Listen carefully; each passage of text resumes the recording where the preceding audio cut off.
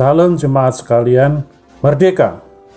Hari ini adalah hari ke-27 dari masa 31 hari nilai iman yang dihidupi oleh tokoh pahlawan nasional Kristen Indonesia, yaitu Tahi Bonar Simatupang. Hari ini kita akan belajar nilai integritas, ayat yang menjadi dasar renungan terambil dari kitab 1 Raja-Raja pasal 3 ayat 6, yang demikian bunyinya. Lalu Salomo berkata, Engkaulah yang telah menunjukkan kasih setiamu yang besar kepada hambamu Daud, ayahku. Sebab ia hidup di hadapanmu dengan setia, benar dan jujur terhadap engkau. Dan engkau telah menjamin kepadanya kasih setia yang besar itu dengan memberikan kepadanya seorang anak yang duduk di tahtanya seperti pada hari ini. Dalam bacaan ada 3 hal yang menunjukkan unsur integritas, yaitu setia, benar, dan jujur. Lalu perhatikan orang yang menghidupi 3 unsur penting ini akan mendapat kasih setia Tuhan yang besar. Di situ juga disebutkan orang yang punya integritas yang tinggi, yaitu Raja Daud. Nilai integritas ini juga nampak dari TB Simatupang. Ia lahir di Sidikalang, Sumatera Utara pada tanggal 28 Januari 1922. Dia lahir dari pasangan Simon Situmeang dan Mina Buru Siputar. Orang tuanya orang Batak Protestan yang taat. Pada saat usia 17 tahun, TB Simatupang melanjutkan pendidikan di institusi binaan Belanda.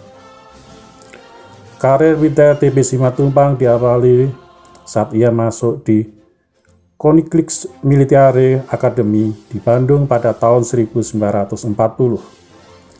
Setelah menempuh pendidikan selama 2 tahun, TB Simatupang lulus sebagai perwira muda.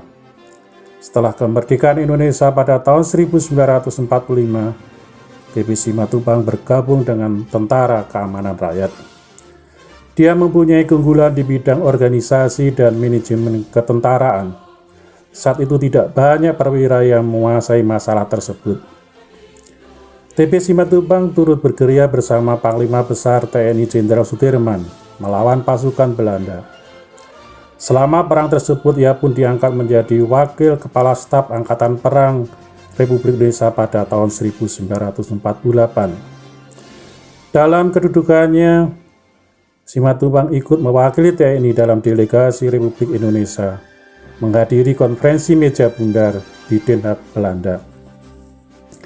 Ketika Jenderal Sudirman wafat pada tahun 1950, TB Simatupang diangkat sebagai Kepala Staf Angkatan Perang Republik Indonesia. Ini merupakan jabatan tertinggi dalam Angkatan Bersenjata Republik Indonesia dengan pangkat Mayor Jenderal. Kendati demikian, karir militer TB Simatupang tidak selalu mulus, karena dia pernah tak sejalan dengan Presiden Soekarno lantaran perbedaan pandangan mengenai pembubaran parlemen. Pada waktu itu, muncul isu yang menyebutkan bahwa para panglima divisi mengusulkan agar A.H. Nasution dipecat dari jabatan Kasat. Mendengar kabar seperti itu, TB Simatupang sebagai Kepala Staf Angkatan Perang bersama Menteri Pertahanan Sri Sultan Hamengkubuwono Kawilarang dan A.H. Nasution menghadap kepada Bung Karno untuk menanyakan kebenaran berita itu. Soekarno membenarkan bahwa adanya usulan itu. Mendengar jawaban tersebut, A.H. Nasution jika memang benar ia siap dicopot demi keutuhan Angkatan Darat. Namun TB Simatupang menentangnya. Dia mengatakan, dalam militer sangat berbahaya jika setiap usulan panglima diterima oleh presiden. Apa jadinya jika Kasat lengser karena usulan panglima divisi? Katanya nanti panglima divisi turun pula dari jabatannya karena para komandan batalion mengusulkan untuk diganti dan seterusnya, imbuh dia.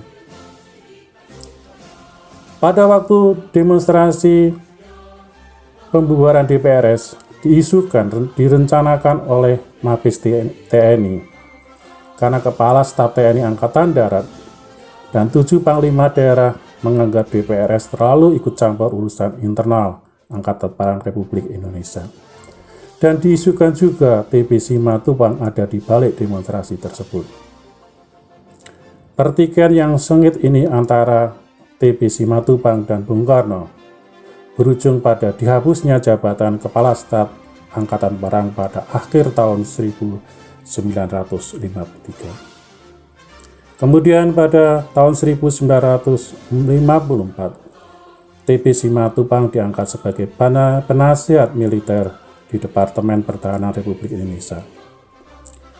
Karirnya sebagai penasihat militer tidak terlalu lama karena TB Simatupang kemudian dipensiunkan dini dari dinas militer pada tanggal 21 Juli 1959 dalam usia 39 tahun dengan pangkat terakhir Letnan Jenderal.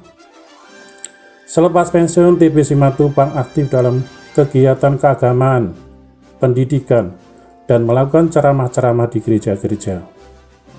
Pada tahun 1969 dianugerahi gelar Dr. Honoris Causa dari Universitas Tulsa, Oklahoma, Amerika Serikat. Sebagai tanda jasanya, TB Simatupang dianugerahi bintang Mahaputra Adi Pradana pada tahun 1995. Mendapat gelar pahlawan nasional pada bulan November 2013. Gambar wajahnya tercantum dalam uang logam Rp500 dan namanya juga diabadikan sebagai nama jalan. Nilai integritas dari TB Simatupang nampak ketika ia berbeda pandangan dengan Soekarno mengenai rencana pencopotan jabatan Ahmad Nasution sebagai Kasat atas usul dari Panglima Divisi. Dalam hal ini TB Simatupang tidak gentar atas kritiknya karena Soekarno yang mereka lakukan suatu yang kebenaran. Kalau pencopotan jabatan Nasution terjadi, itu betul-betul bisa merusak sistem organisasi militer dan membahayakan bagi kesatuan Angkatan Darat. Dan kritiknya dilakukan secara jujur, apa yang dalam hatinya juga ditunjukkan keluar, bukan untuk mencari puji-pujian, mencari sensasi, atau mengada-ada. Pembelaan terhadap Nasution sebenarnya adalah bentuk kesetiaan kepada kebenaran. Meski Nasution tidak keberatan jabatannya dicopot, namun bagi TB Simatupang ini bukan soal keberatan atau tidak keberatan, tetapi apa yang sebenarnya, yaitu apa yang baik dan benar itulah yang harus dipegang. Kita boleh setia kepada manusia, tetapi lebih dari itu kebenaran harus dijunjung lebih tinggi dan jangan sampai kesetiaan kita kepada kebenaran kalah dengan kesetiaan kita kepada manusia. Mari Bapak Ibu sekalian, mulai saat ini kita mewarnai hidup kita untuk membangun pribadi yang berintegritas, yaitu setia, benar, dan jujur. Karena ini sebuah bentuk kehidupan yang berkenan di mata Tuhan. Dan kita akan mendapat kasih setianya Tuhan untuk selama-lamanya. Amin. Mari berdoa. Segala puji hormat syukur gunaikan kepadamu ya Tuhanku. Kalau pada hari ini kami diingatkan kembali agar kehidupan kami untuk membangun pribadi yang berintegritas, yaitu setia, benar, dan jujur. Tolonglah kami ya Tuhan, agar kami mampu melakukan apa yang menjadi kehendak-Mu itu. Di dalam nama Tuhan Yesus Kristus kami berdoa. Amin. Bapak Ibu Saudara, selamat beraktivitas dan berkarya. Sekali merdeka, tetap merdeka.